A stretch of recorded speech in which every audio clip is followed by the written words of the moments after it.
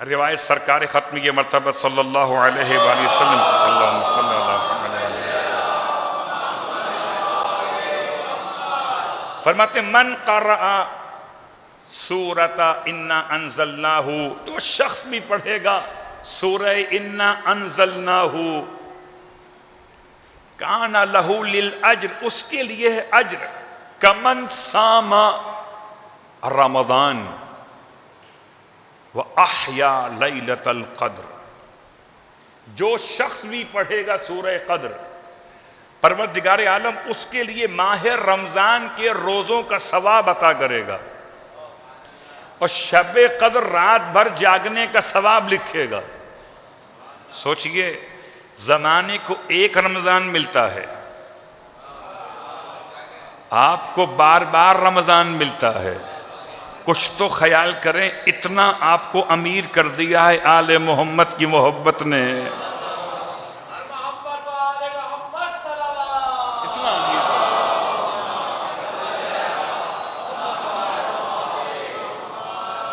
سارے مسلمانوں کو ایک رمضان ملتا ہے اور آپ کو ہر روز رمضان ملتا ہے، جب چاہیں رمضان، اللہ اکبر، جب چاہیں ماہ رمضان کے روزوں کا ثواب اپنے نامہ اعمال میں لکھوا لیں۔ کبھی کبھی ہم حدیث پڑھ رہے ہوتے ہیں کہ اگر کوئی انسان کھانا کھانے کے بعد شکر خدا ادا کرے، شکر خدا ادا کرنے کے کیا فائدے ہیں؟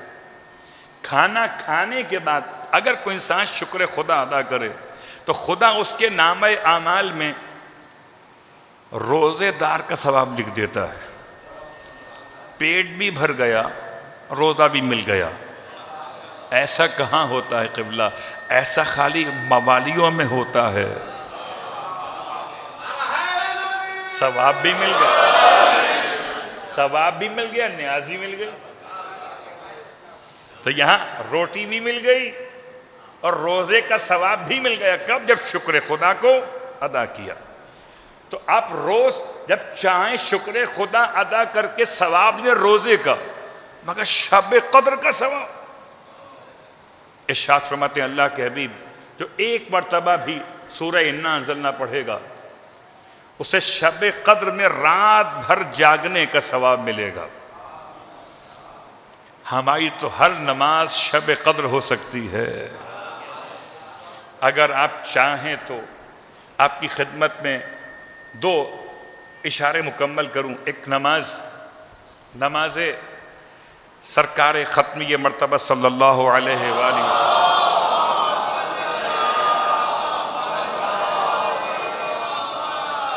اس نماز میں راوی نے پوچھا تھا جعفر طیار کی نماز کا طریقہ، امام نے جعفر طیار کی نماز کے طریقے کے علاوہ رسول خدا کی نماز کا طریقہ بھی بیان کر دیا۔ رسول خدا کی نماز کا طریقہ، کل جمعے کا دن ہے تو خاص جمعے کا دن، بالکل طریقہ وہی نماز جعفر طیار کی طرح پر، مگر 2 رکعت نماز۔ اور اس پوری نماز میں الحمد کے بعد صرف انا انزلنا، صرف انا انزلنا، صرف انا انزلنا 102 مرتبہ انا انزلنا پڑھے جائیں گے۔ کس طرح سے؟ اب اس کو ترتیب سے سنیے گا کہ حالت قیام میں الحمد کے بعد 15 مرتبہ سورہ انا انزلنا، پھر رکوع میں جانے کے بعد 15 مرتبہ رکوع کے ذکر کے بعد، پھر اٹھنے کے بعد، پھر سجدے اولا میں، پھر اس سے اٹھنے کے بعد، پھر سجدے ثانیہ میں، پھر اس سے اٹھنے کے بعد، بالکل وہی طریقہ ہے۔ 15 مرتبہ سورہ انا انزلنا، شمار آپ کر لیجئے کہ کتنی مرتبہ خدا نے آپ کو شب قدر کا ثواب صاحب معراج کی برکت سے دیا ہے۔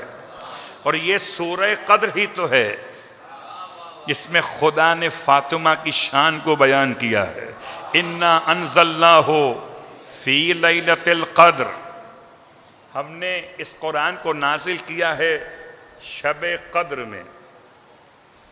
ما ادراک ما لیلۃ القدر، اور تمہیں کیا معلوم کہ شب قدر کیا ہے؟ اب روایت کے الفاظ ہیں کہ اللہ کے رسول نے جواب میں ارشاد فرمایا پروردگار آپ بتائیے کہ شب قدر کیا ہے؟ تو آیت آگے بڑھی لیلۃ القدر خیر من الف شہر، کہ یہ رات ایسی ہے جو ہزار مہینوں سے خیر ہے۔ لفظ خیر پہ آپ کو روکتا ہوں، خیر سمجھ میں آ گیا تو خیر سے جائیے اور خیر سے آئیے، اور خیر سمجھ میں نہیں آیا تو بغیر خیر کے جائیے، بغیر خیر کے آئیے۔ یہ خیر ہوتا کیا ہے؟ خیر نکلا ہے اخیر سے، اخیر کہتے ہیں انتخاب کو، اور اسی انتخاب کی اہمیت کو سمجھاتے ہوئے بہت غور کیجئے گا، اس سے پہلے اشارہ کر چکا ہوں، لفظ خیر پہ آ کے دہرا دیتا ہوں، میری اور آپ کی اذانیں ایسی اذانیں ہیں جو اذانیں فاطمیہ ہیں، انہیں تو ایام فاطمیہ ہضم نہیں ہو رہے، ہماری تو ہر اذان فاطمی اذان ہے، حالانکہ پوری اذان میں سیدہ کا نام نہیں ہے، مگر کس کو پتا کہ نام نہیں ہے؟ اس کا اپنا کوئی نام و نشان نہیں ہے، اسے کیا پتا کہ فاطمہ کا نام کہاں ہے؟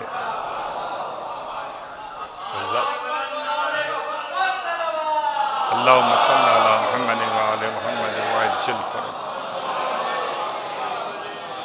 لفظ خیر سمجھاتے ہوئے سورہ انا انزلنا کی اہمیت، اور اس سورہ انا انزلنا کی اہمیت میں اللہ کے رسول کا سوال کہ پروردگار میں نہیں جانتا، تو بتا دے کہ یہ ایک رات کون سی ہے اس میں قرآن نازل کیا گیا، روایت پڑھ رہا ہوں، تو اللہ نے جواب دیا کہ لیلۃ القدر خیر من الف شہر، یہ ایک رات ہزار مہینوں سے خیر ہے۔ اس خیر کو سمجھاتے ہوئے پوری اذان میں، پوری اقامت میں لفظ خیر العمل، حیا علی خیر العمل، آؤ خیر عمل کی طرف، تو اب نہ جمادی اولیٰ کی بات کریں نہ جمادی ثانیہ کی بات کریں، جب بھی اذان کی بات کریں اذان فاطمی کی بات کریں۔ بتائیے یہی تو فرق ہے، باقی ساری اذانوں سے خیر نکل گیا، اس کی اذان میں خیر نہ ہو پھر اس کی خیر نہیں۔ صلوات پڑھے محمد و آل محمد۔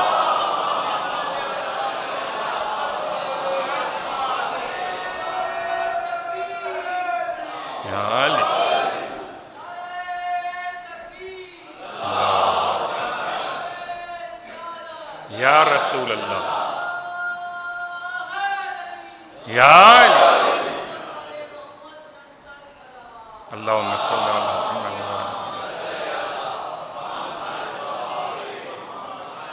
تو یہ لفظ کو سمجھنے کے لیے کہ حیا علی خیر العمل کیوں نکالا گیا، ہم نے لگایا نہیں ہے، ہم بڑھاتے نہیں ہیں، وہ گھٹا دیتے ہیں، ہم بڑھاتے نہیں ہیں، نہ شخصیت کو بڑھاتے ہیں نہ اذان کو بڑھاتے ہیں، وہ گھٹا دیتے ہیں، کبھی شخصیت کو گھٹا دیتے ہیں۔ جب کوئی پریشان ہوا سیدہ کے ناراض ہونے پر، اس ساتھی نے کہا ایک عورت کے ناراض ہونے پہ اتنا پریشان ہو، ہم بڑھاتے نہیں، وہ گھٹا دیتے ہیں۔ اللہ اکبر۔ جب اللہ کے رسول نے کاغذ و قلم مانگا تو وہ گھٹا دیتے ہیں کہ اس مرد کو بخار ہو گیا ہے اور بخار میں صحیح دماغ کام نہیں کر رہا، وہ گھٹا دیتے ہیں، ہم بڑھاتے نہیں ہیں۔ جب حضرت بلال حبشی نے دونوں شہزادوں کو کاندھے پہ اٹھایا تو کہنے لگے کہ بچوں کو اب کاندھوں پہ اٹھاؤ گے، ہم تمہیں کاندھے پہ اٹھانے آئے ہیں، تو وہ گھٹا دیتے ہیں، ہم بڑھاتے نہیں ہیں۔ ان کا مزاج شروع سے گھٹانا ہے، ہمارا مزاج شروع سے اصل بتانا ہے.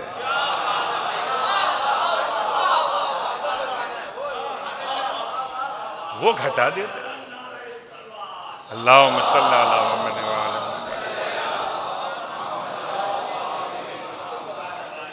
ہم نے بڑھایا نہیں ہے. یہ اذان کسی کے خواب کا نتیجہ نہیں ہے. اگر کسی کے خواب میں اذان ہوتی تو واقعاً پھر خواب کے لحاظ سے اذان ٹھیک ہی ہے، مگر صبح والی